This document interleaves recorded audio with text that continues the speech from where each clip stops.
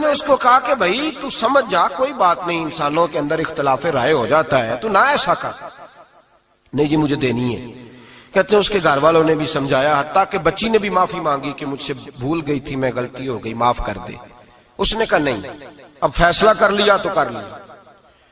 کہتے ہیں اب میں تو وکیل تھا، میرا پیشہ تھا، جب اس نے مجھے کہا تو میں نے کیس دائر کر دیا، بحث ہوئی، فیصلہ جوان کے حق میں آنے لگا، طلاق کا وقت قریب آ گیا۔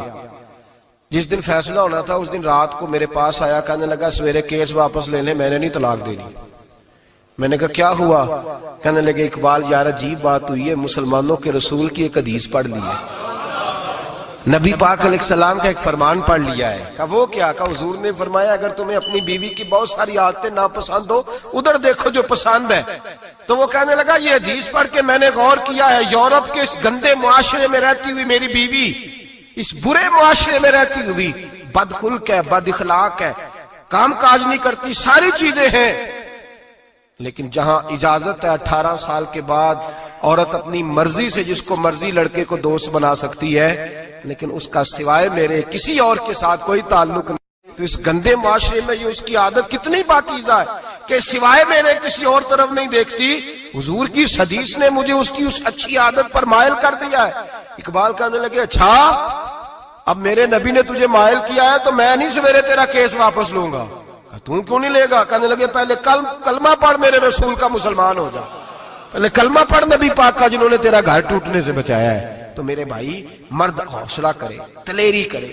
اگر وہ کہے نا کہ میں صاحب بہت بڑا ایسا ہوں تو میں بہرحال یہ ٹیڑھی لکڑی ہے اس کو سیدھا کرنے کی کوشش کرے گا تو ٹوٹ جائے گی۔ حوصلے کے ساتھ، دانائی کے ساتھ، حکمت کے ساتھ مرد زیادہ حوصلہ کرے گا، معاف کرے گا، بار بار معاف کرے گا تو گھر بچے گا۔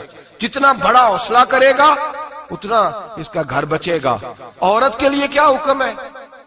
اللہ خیر فرمائے۔ اب حالات اس طرح کے کہ وہ کہتی ہے میں نے BA کیا ہوا ہے تو مجھے فارغ کر مجھے فارغ۔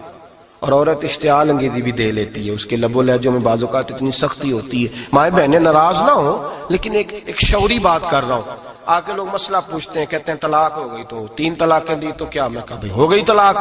کہنے لگے جناب میں غصے میں تھا۔ میں نے کہا طلاق تو خیر غصے میں ہی ہوتی ہے، لیکن مرد غصے میں طلاق دیتا ہے، غصے میں ہی دیتا ہے، لیکن ایک سوال میرے ذہن میں ہے، مرد کو غصہ کون دلاتا ہے؟ ایسے تو نہیں تھا نا کہ ریڑی والے سے ٹکر ہوگی تو گھر آ کے بیوی کو طلاق دے دی۔ یہ تھوڑی ہوتا ہے کہ باہر اس کی جو ہے وہ موٹر سائیکل کسی کے ساتھ ٹکرا گئی تو اس نے کہا مجھے غصہ چڑھ گیا تو میں گھر آ کے طلاق غصے میں ہوتی ہے، پر غصہ کون دلاتا ہے؟ وہ بات ایسی کرتی ہے، اتنی سخت بات کرتی ہے